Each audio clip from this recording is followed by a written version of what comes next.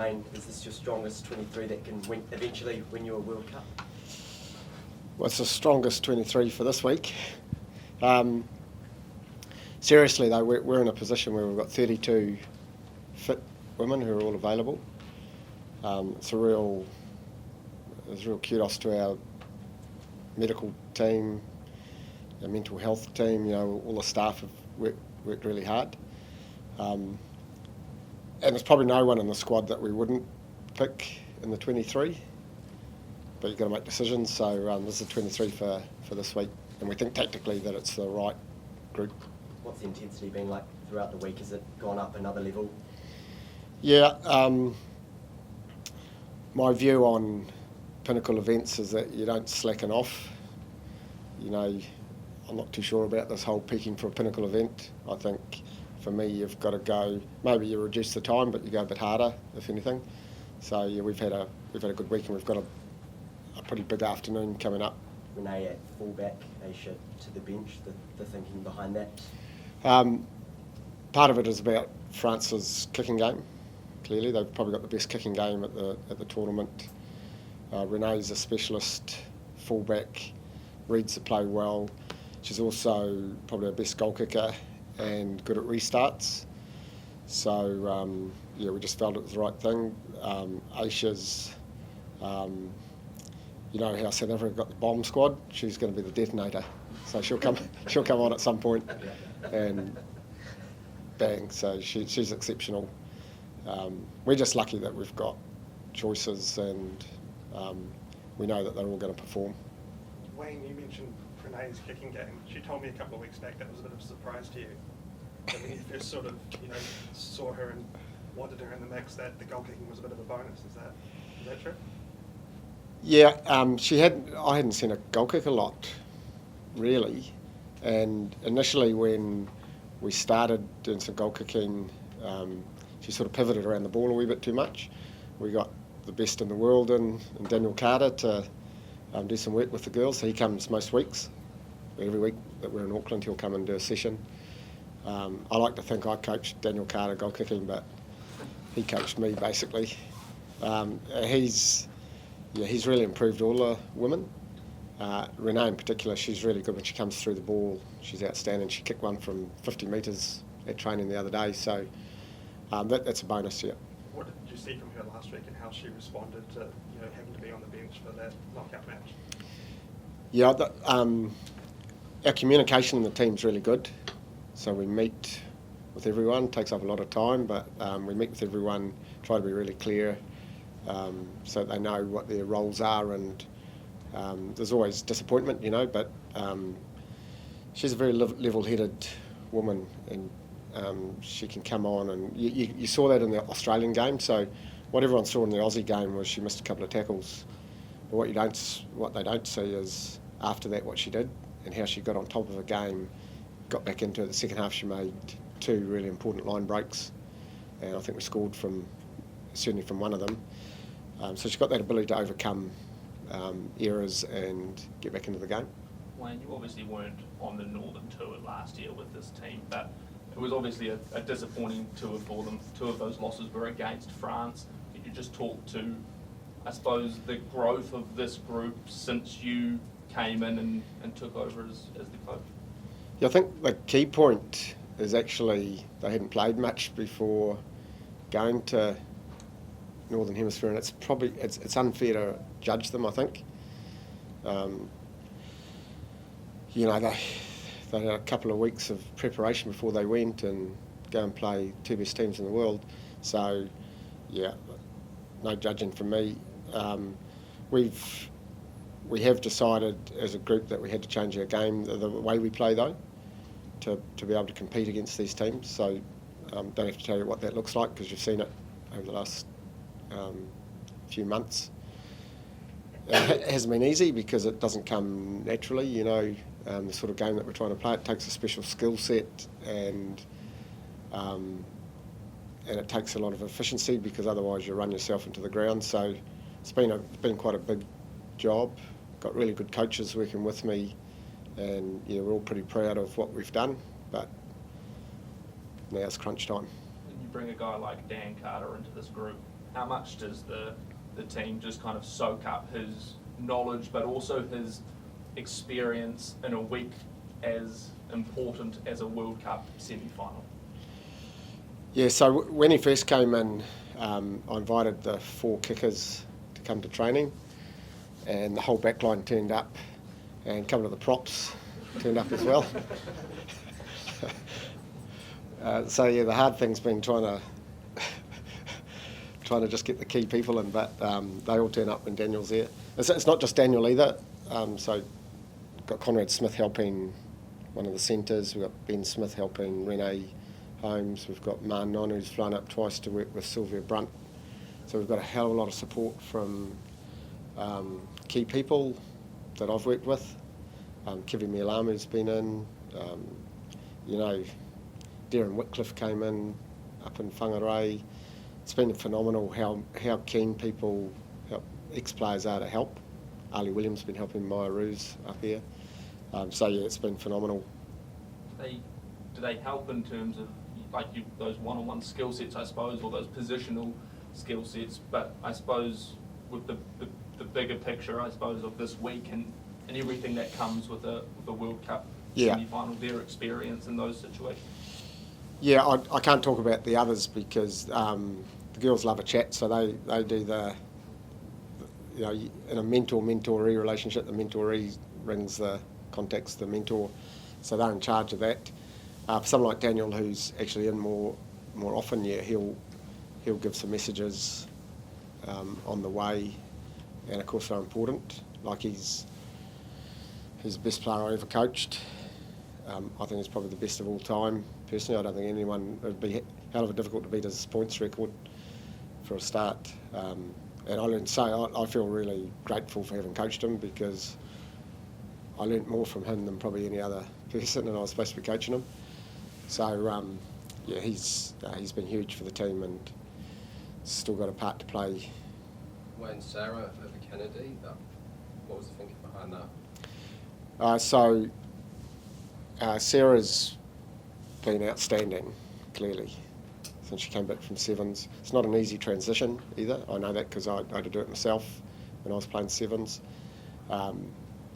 She's been phenomenal at being able to adapt to the different skills needed and the physicality needed. As you know, with Kennedy, she's been coming back from a really tough injury. She's worked hard.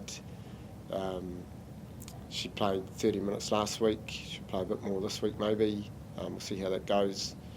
But to me, she's ideal because she covers 6, 7, 8 and gives us a real class player coming off the bench.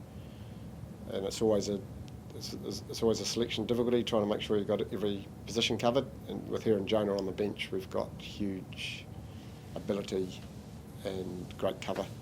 When you look at the group of players this week, I mean, obviously this whole season's been building towards this fortnight.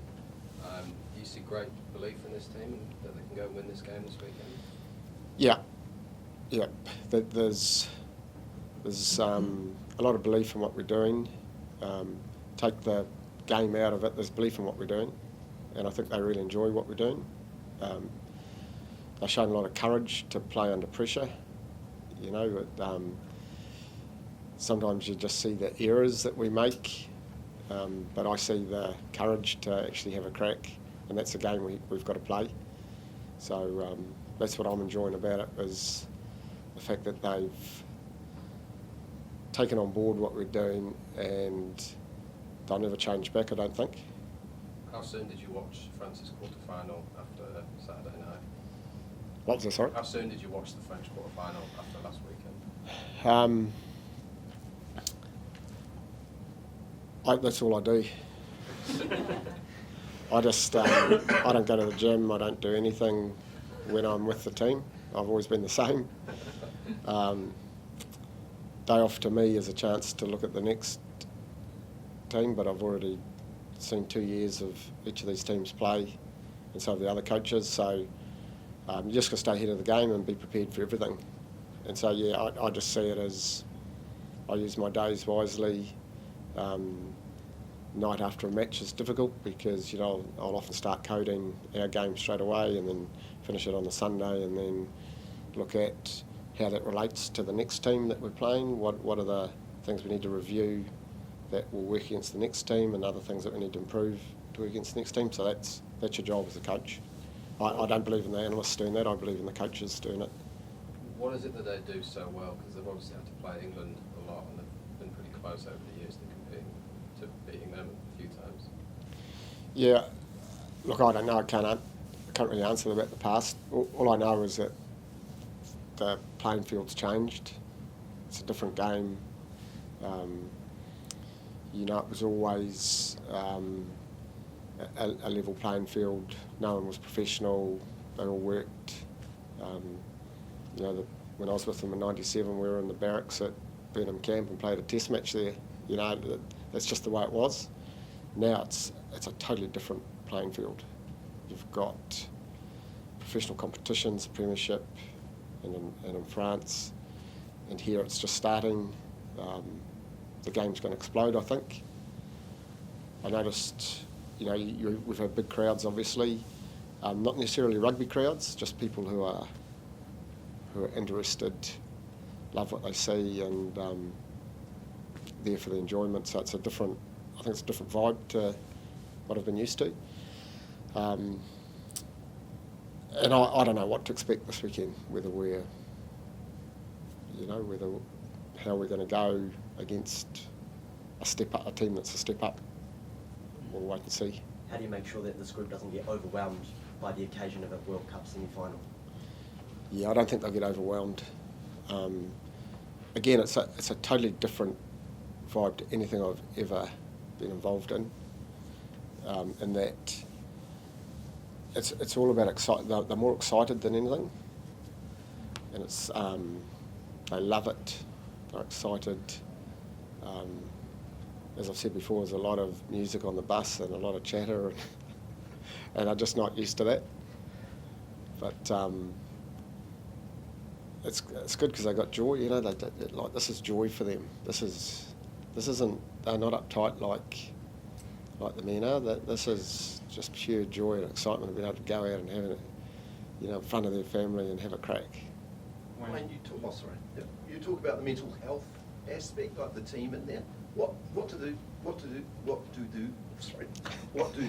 do? Do you want a bit of a help, Yeah, Mark? thanks. I do. It's a long time since I've asked that question. What do they do? Yes, we've got a mental health provider, Jan, who's been really outstanding at taking it out of the classroom and onto the field. And you know, you've got new generations coming through, and it's more tangible. I think the issues of society and how to deal with things. You know, and in our day it was hidden, wasn't it? Like you just got on with it. You know, and I found this really interesting. So it's been practical. Girls are happy. Yeah, there are always things that come up in family life and that you know you worry about, don't you, as a person? So dealing with all those things and still being able to go and play a game is really important today. What about the issues, you know, with head knocks and all the controversy around that? Is there anything different that you do in training or anything that you're watching out for? Yeah, the difference, I think, well, this is feedback from my medical team, is we've done dojo sessions since we started, and I've done them since the Crusaders in '98, and they're tough, and they condition you for the combat, and the medical team feel that it's been really good in terms of technique, being able to replicate what they've got to do in the game in a safer environment.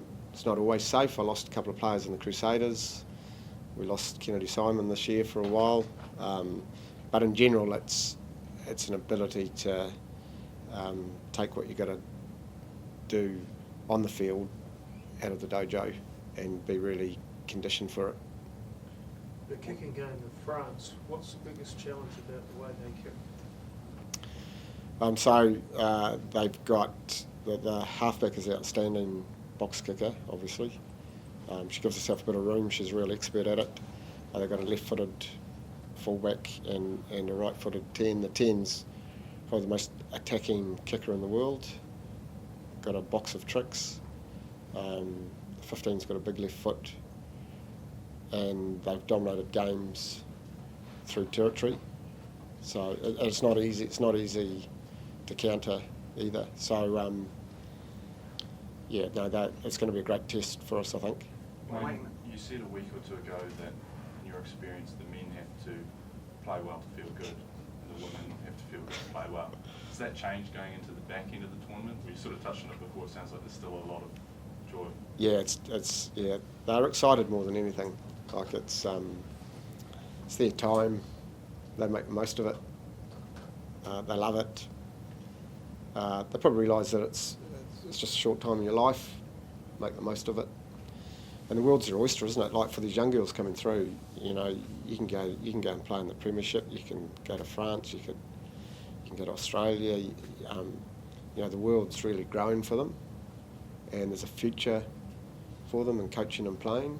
I think it's really exciting times coming up. Wayne, which players could you see taking on coaching roles? Renee Whitcliffe, definitely. Quite a number of them. Kendra Coxedge. There are a couple of obvious ones who are probably going to move away from the game shortly, and I think could have global coaching careers. You know, you can go to Japan and coach, and you know, Renee could go to Japan and Portia could go and play, and you give your family a beautiful couple of years of a different way of life, and you know, more global mentality. So I just think they've got some exciting times coming up. When you said that France you said that you didn't know what to expect from France, but you have the French defense holding 21 points in the competition. Is that something that you were looking forward to, like breaking that wall? Yeah, that's a big challenge. So we've done a lot of work on that. They're just about unbreakable in their defence, particularly if they, because they're so strong up front as well. It's hard to get on top of them there. So, yeah, it's a challenge. We'll try some new things. We're not scared to do that, so we'll see how it goes. Wayne, can you just talk a bit about the concept of superpowers as it applies to this team this year? Yeah, it's not something I coined. Where'd it come from? Well, I've always worked on strengths analysis, so I've always looked at what a player can do, because that's what makes them a champion, and then try and make that better, and then try and stop players from working on everything that has no relevance to them.